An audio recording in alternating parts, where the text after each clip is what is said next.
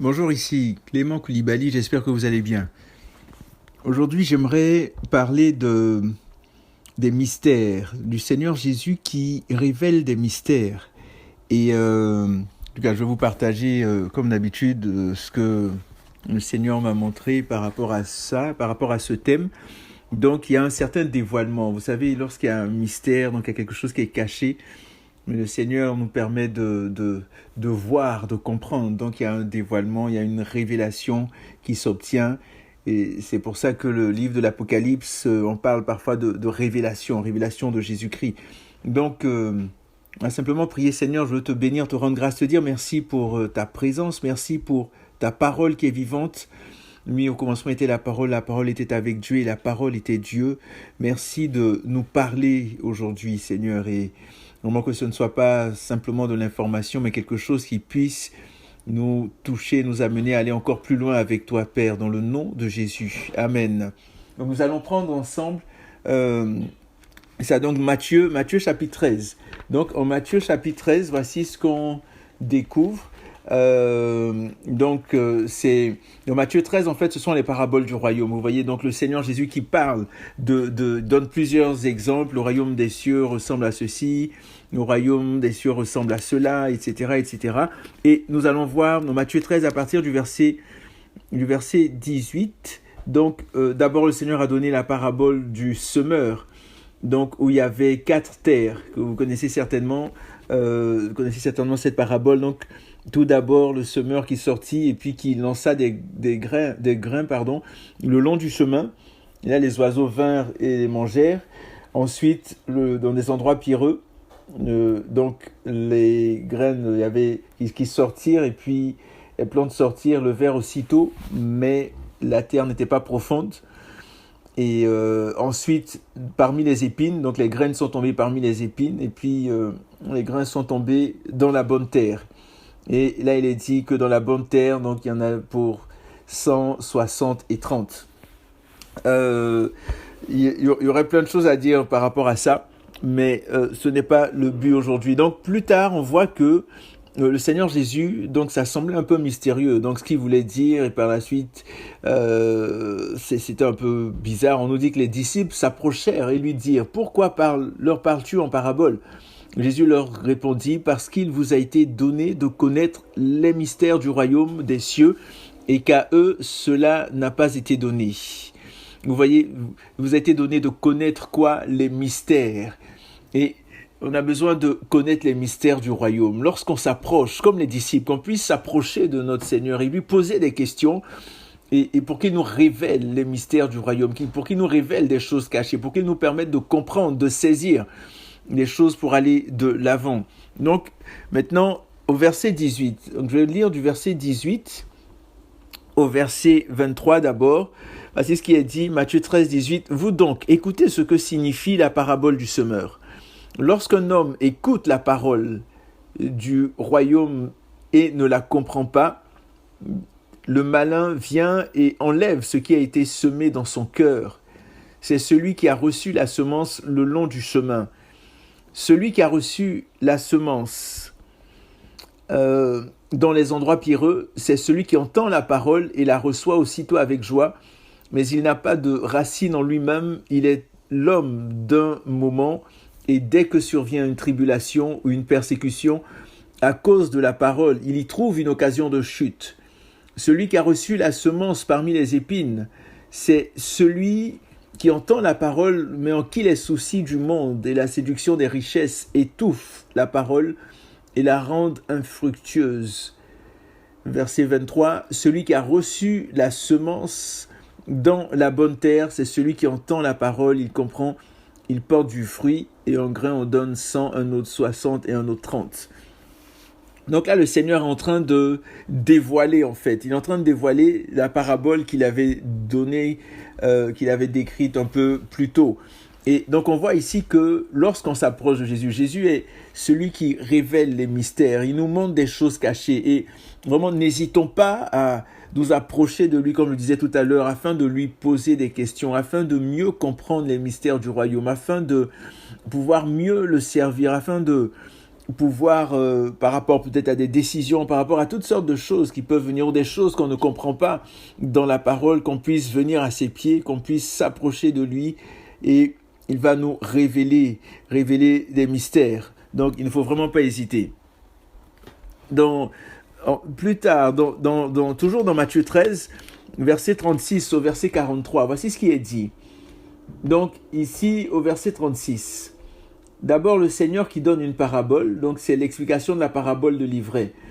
Et dans cette parabole-là, le Seigneur dit, donc au verset 24, je vais la lire pour qu'on sache de quoi il s'agit exactement. Il leur proposa une autre parabole et il dit: le royaume des cieux est semblable à un homme qui a semé de la bonne semence dans son champ. Mais pendant que les gens dormaient, son ennemi vint, sema de l'ivraie au milieu du blé et s'en alla. Et le blé et l'ivraie se ressemblent beaucoup. Donc lorsque le blé eut poussé en herbe et donné du fruit, l'ivraie parut aussi. Les serviteurs du maître de la maison vinrent lui dire: Seigneur, n'as-tu pas semé de la bonne semence dans ton champ? D'où vient donc qu'il y ait de l'ivraie? Il leur répondit: c'est un ennemi qui a fait cela. Et les serviteurs lui dirent: veux-tu que nous allions l'arracher? Non, dit-il, de peur qu'en arrachant l'ivraie, vous ne déraciniez en même temps le blé. Laissez croître ensemble l'un et l'autre jusqu'à la moisson. Et à l'époque de la moisson, je dirai au moissonneur: arrachez d'abord l'ivraie et liez-la en gerbe pour la brûler, mais amassez le blé dans mon grenier. Amen. Et vous savez, je vais partager une révélation que le Seigneur m'avait montrée par rapport à ce passage-là, quelque chose que le Seigneur m'avait montré. En fait, c'est vraiment en termes par rapport à l'ivraie. Et vous allez vous rendre compte que lorsque vous allez chercher l'origine du mot qui est traduit ici par ivraie en grec, l'origine du mot c'est zizanion. Et d'où vient le mot zizani? Donc vous voyez l'ivraie ressemblant au blé, mais les grains en sont noirs. Donc les grains sont noirs, donc on peut quand même distinguer. Mais vous voyez le mot zizanion ou zizani. Donc en fait, c'est cet ivraie-là qui représente la zizanie, qui vient pour mélanger, qui vient pour justement détruire les relations, pour mettre de la zizanie dans les couples, mettre la zizanie dans les foyers, mettre la zizanie dans les nations un peu partout. Et ça, c'est l'œuvre de l'ennemi, c'est l'œuvre du diable. Et le Seigneur, je pense que c'est vraiment à dessein qu'il a pris cet exemple-là. Donc on a le blé et l'ivraie, mais l'origine de ce mot, c'est la zizanie. Et on a vraiment besoin de faire attention. On a besoin d'être attentif. Et on va voir la sagesse que le Seigneur Jésus a donnée par rapport à cette parabole, l'explication même qu'il a donnée. Donc, on est en Matthieu 13, verset 36, et voici ce qu'il dit. Il dit: alors il laissa les foules et entra dans la maison. Ses disciples s'approchèrent de lui, encore une fois. C'est quand la dernière fois que tu t'es approché de Jésus? On a besoin vraiment de s'approcher, se mettre aux pieds de Jésus, comme Marie le faisait, la sœur de Marthe se mettait aux pieds de Jésus. Donc ils s'approchèrent de Jésus. Donc vous voyez, il y a une relation, il y a une intimité, il y a quelque chose qui est en train de se passer. Et vraiment que nous puissions vraiment nous approcher encore plus de Jésus. Ne pas hésiter, lui poser des questions. On a des réunions au travail peut-être, on doit rencontrer quelqu'un, on doit sortir. Qu'on s'approche de Jésus, qu'on lui parle, qu'on développe cette relation, cette communication, cette intimité avec le Saint-Esprit. Donc les disciples s'approchèrent de lui et dirent: explique-nous la parabole de l'ivraie du champ. Il leur répondit: celui qui sème la bonne semence, c'est le Fils de l'homme. Le champ, c'est le monde. La bonne semence, ce sont les fils du royaume. L'ivraie, ce sont les fils du malin. Donc je reprends. Il dit: celui qui sème la bonne semence, c'est le Fils de l'homme, donc le Seigneur Jésus. Le champ, c'est le monde. La bonne semence, ce sont les fils du royaume, donc les disciples de Jésus, ceux qui le servent, ceux qui le craignent. Et l'ivraie, ce sont les fils du malin. Verset 39. L'ennemi qu'il a semé, c'est le diable. La moisson, c'est la fin du monde. Les moissonneurs, ce sont les anges. L'ennemi qu'il a semé, c'est le diable. Donc c'est Satan qui vient semer la zizanie. Comme je disais tout à l'heure, la zizanie qui vient mettre le chaos, qui veut mettre le chaos partout. Donc c'est le diable qui vient semer. Et c'est ce qu'il a fait justement au jardin d'Éden. Il est venu semer la zizanie entre Adam et Ève. Non, c'est la femme que tu as mise à mes côtés. Et non, c'est le serpent, c'est ci, c'est ça. La zizanie, le chaos. Et Dieu a été obligé de les chasser du jardin. Il les a chassés du jardin à cause du chaos. La zizanie qui allait entrer. Et c'est ce qu'on voit aujourd'hui dans le monde, la zizanie, la confusion au niveau des personnes, la confusion au niveau des sexes. Je suis un homme, je suis une femme, je ne suis pas un homme, je ne suis pas une femme, je suis les deux, je ne suis... C'est de la confusion totale, c'est la zizanie. Dans tous les niveaux.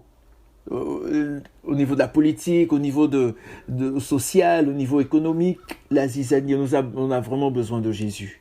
Vraiment. Donc, vous voyez... L'ivraie, ce sont les fils du malin. L'ennemi qu'il a semé, c'est le diable. La moisson, c'est la fin du monde qui arrive très, très, très, très, très bientôt. Les moissonneurs, ce sont les anges. Verset 40. Or, comme on arrache l'ivraie pour la jeter au feu, il en sera de même à la fin du monde. Le Fils de l'homme enverra ses anges qui arracheront de son royaume tous les scandales. Et combien il y a de scandales aujourd'hui ? Combien il y en a? Toutes sortes de scandales, même dans les églises, des pasteurs qui font ceci, des prophètes qui font cela, patati patata, combien il y a de scandales? Le Fils de l'homme enverra ses anges qui arracheront, les anges arracheront de son royaume tous les scandales et ceux qui commettent l'iniquité. Et ils les jetteront dans la fournaise de feu où il y aura des pleurs et des grincements de dents. Ce n'est pas de la blague. Absolument pas, vous qui m'écoutez, ce n'est pas de la blague. Ils les jetteront dans la fournaise de feu. On doit tout faire pour ne pas être là-bas. Absolument, absolument tout faire. Ils les jetteront dans la fournaise de feu où il y aura des pleurs et des grincements de dents. Vous vous rendez compte? Des pleurs et des grincements de dents, tellement ça fait mal, tellement c'est atroce, inimaginable. Alors les justes resplendiront comme le soleil dans le royaume de leur Père. Que celui qui a des oreilles entende. Donc là, on voit que Jésus a révélé cette parabole. Jésus a ouvert, donc il y avait cette incompréhension, il y avait ces ténèbres, il y avait ce rideau, et Jésus qui a soulevé le rideau, qui leur a expliqué, qui leur a donné l'intelligence, qui leur a permis de comprendre ce que signifiait la parabole de l'ivraie. Et aujourd'hui encore, il y a plein de choses qui sont cachées dans les Écritures, et Dieu nous donne la possibilité de comprendre. Mais comment comprendre? C'est pas en me levant comme ça et puis je décide, mais je comprends pas et puis ok, je comprends. Non, c'est important, comme on voit cette démarche, c'est important de s'approcher du Seigneur avec respect, avec révérence, avec amour, avec soumission, avec humilité, s'approcher de lui, venir à ses pieds, lui poser des questions. Prendre des temps de prière, de jeûne, peut-être, peu importe. On voit par exemple Daniel qui voulait comprendre ce qui se passait dans les livres et tout. Et il a vu qu'il y avait 70 années qui semblaient passer. Et Daniel s'est approché du Seigneur. Et le Seigneur lui a révélé des choses cachées, des mystères du royaume. Alléluia. Ésaïe 50, verset 4.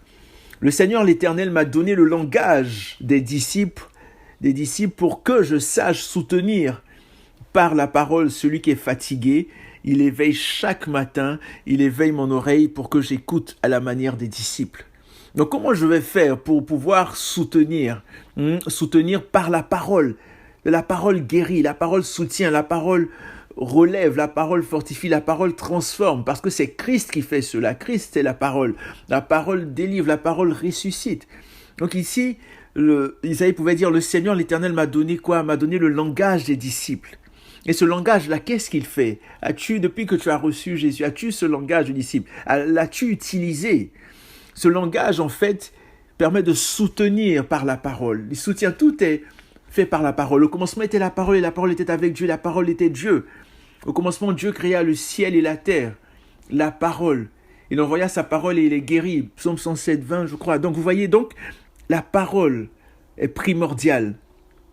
On peut pas dire, ah, mais moi, je suis chrétien. J'ai déjà entendu quelqu'un dire ça. Ben non, non, moi, la parole, je suis pas trop bon dedans, je suis pas trop fort. Moi, c'est juste la prière, la prière, la prière. Non, je veux dire, c'est comme si, en fait, tu marchais qu'avec un seul pied. Non, on a besoin de la parole, on a besoin de l'esprit. On a besoin du Saint-Esprit, de la prière et de la parole. On a besoin des deux, on a besoin. Même avec le Seigneur a eu besoin des deux. Le Seigneur a parlé, mais on nous a dit que l'Esprit se mouvait au-dessus des eaux. L'Esprit se mouvait, l'Esprit était là et la parole est venue. Et c'est la composition de ces deux éléments-là qui a produit tout ce qu'on voit aujourd'hui, qui a produit tout ce que Dieu a créé, la parole et l'Esprit.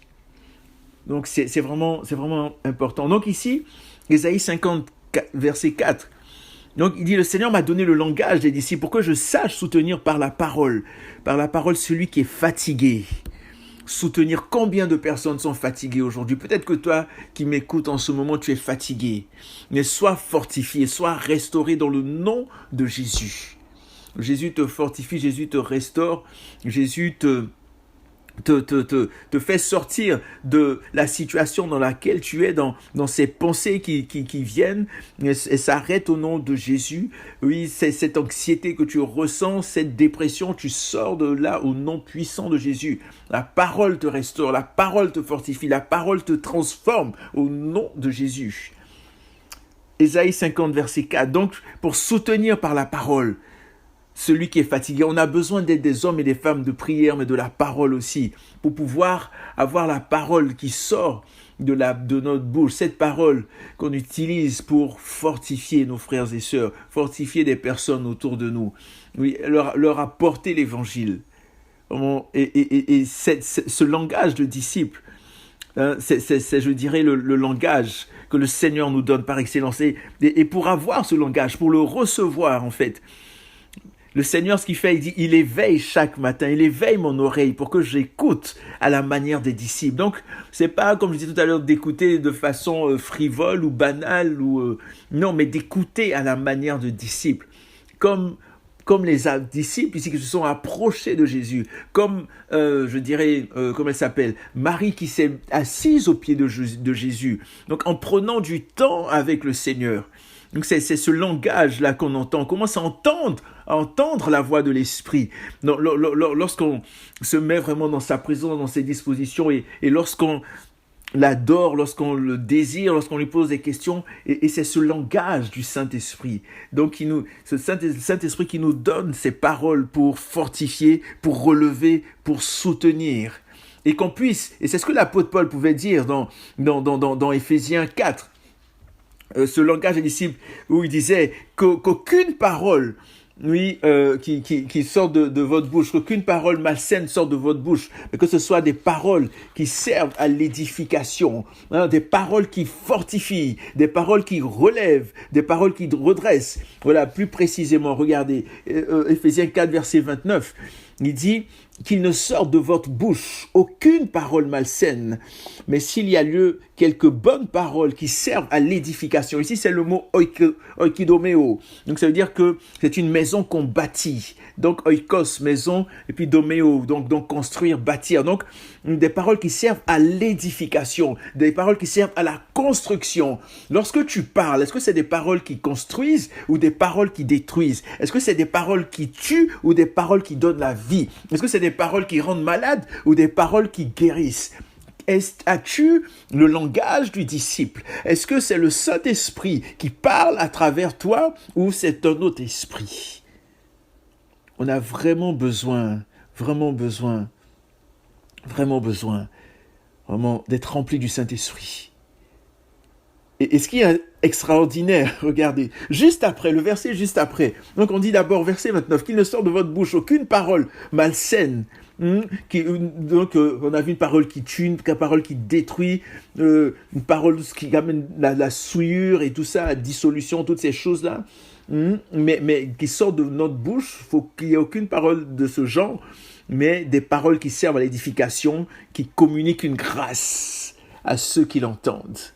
Seigneur, que nos paroles communiquent des grâces au nom de Jésus, que nos paroles communiquent une grâce à ceux qui l'entendent. Vraiment, utilise Seigneur mon Dieu, la vie et la mort sont au pouvoir de la langue. Seigneur, vraiment que la vie sorte. Seigneur, je prie dans le nom de Jésus en ce moment que la vie, Seigneur, que tu donnes, la vie que tu touches, des vies de prière de certaines personnes peut-être qui étaient mortes, des vies de méditation, des vies de jeûne. Seigneur, vraiment que l'esprit de résurrection, Seigneur, fasse son œuvre dans les vies des personnes au nom de Jésus.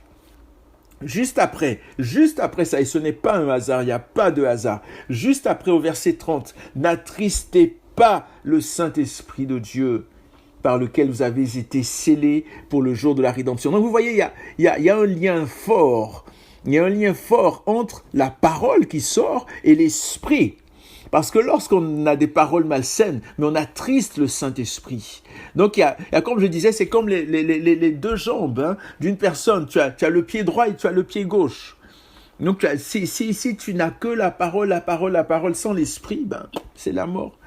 Si tu n'as que l'esprit sans la parole, c'est de déséquilibre totalement.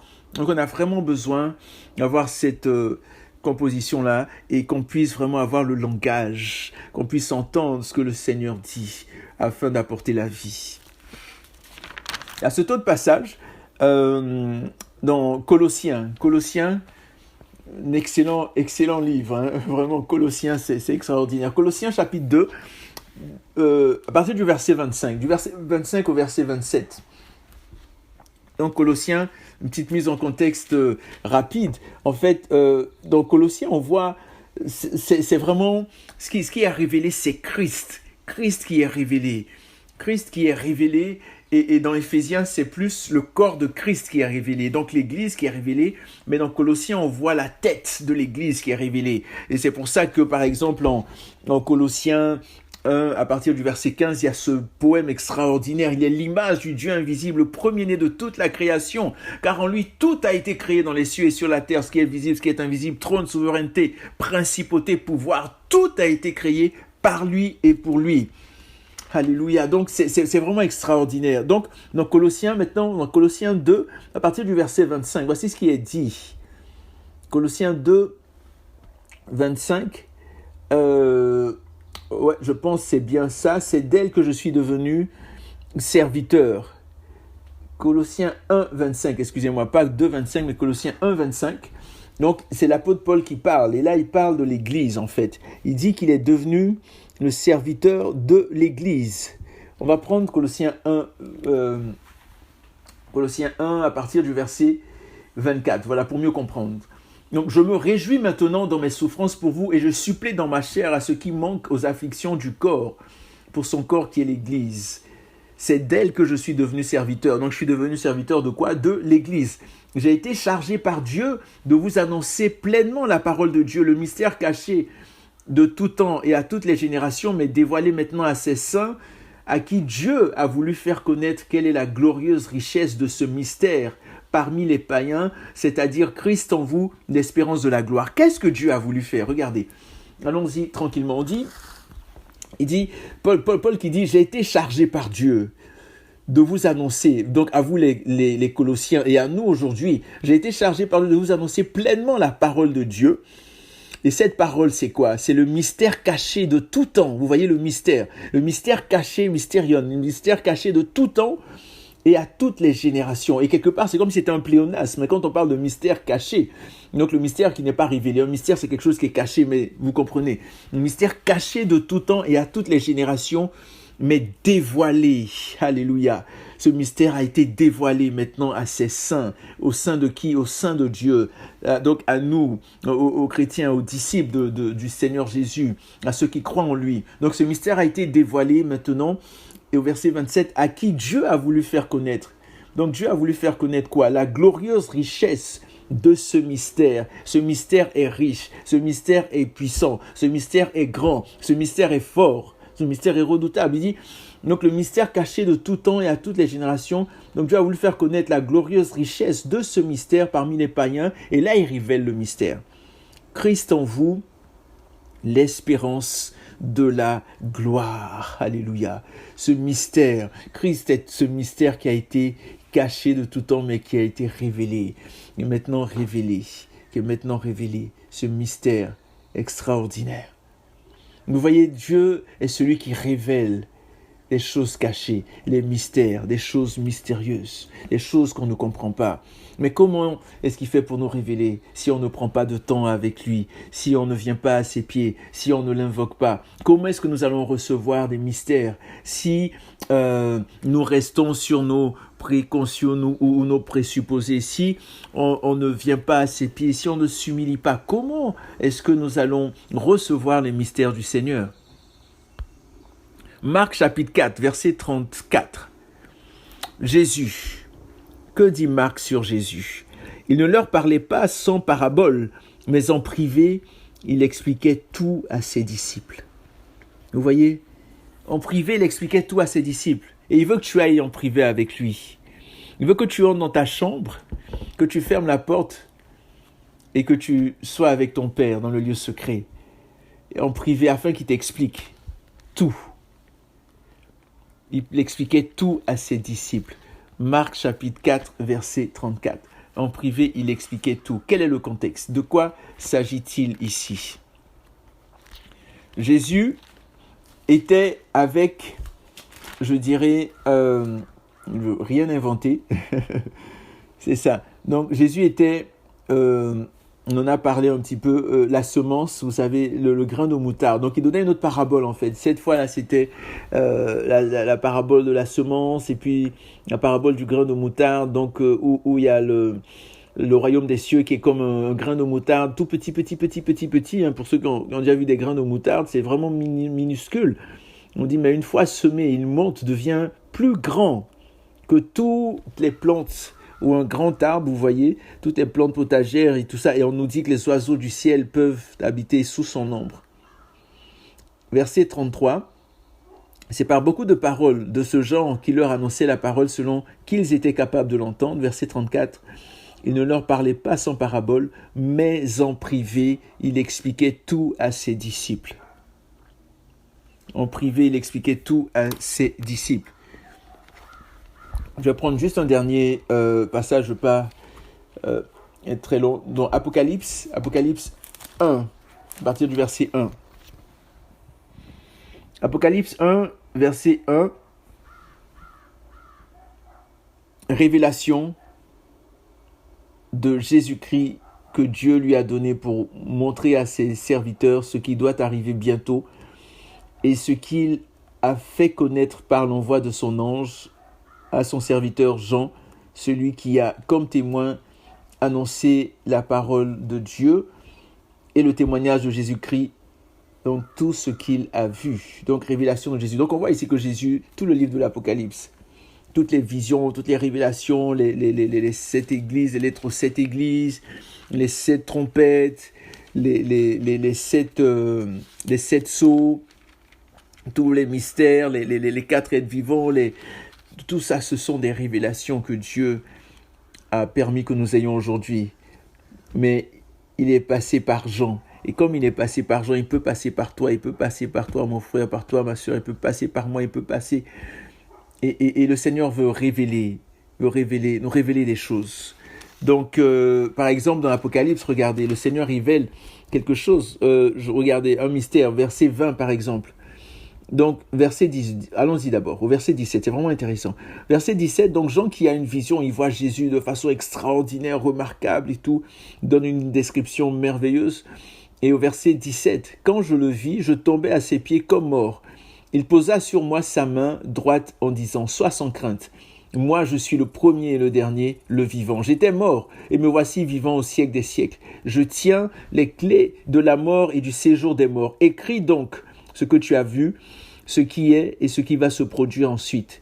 Quant au mystère des 7 étoiles que tu as vues dans ma main droite et aux 7 chandeliers, donc là il va donner l'explication, vous voyez, il explique les mystères, Jésus explique les mystères. Il dit, quant au mystère des 7 étoiles que tu as vues dans ma main droite et aux 7 chandeliers d'or, les 7 étoiles sont les anges des 7 églises et les 7 chandeliers sont les 7 églises. Vous voyez, donc il explique, un peu comme on a vu Jésus qui expliquait les paraboles et tout, donc il explique clairement. Et aujourd'hui encore, le Seigneur est capable de nous expliquer les songes, les rêves de certaines personnes. Comme ce qui s'est passé avec Joseph et le Pharaon. Pharaon qui pouvait expliquer le mystère du rêve de Pharaon. Daniel aussi. Vous voyez donc, ayons soif de cela. Hein. Allons encore plus loin avec le Seigneur. Pas pour, comme on dit en anglais, faire du show-off et puis dire « Ah, regardez, je connais les mystères, blablabla. » Non, non, absolument pas. Mais vraiment avec un cœur humble, afin d'aider, afin d'encourager, afin de fortifier.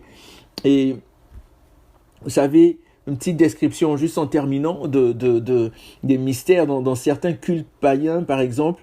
Donc il y avait certains rituels, il y avait des mystères que seuls les initiés pouvaient comprendre et auxquels ils pouvaient participer. Je me rappelle par exemple, en Côte d'Ivoire, chez les Sénoufos, on va dire le bois sacré. Donc seuls les initiés savent ce qui se passe là-bas.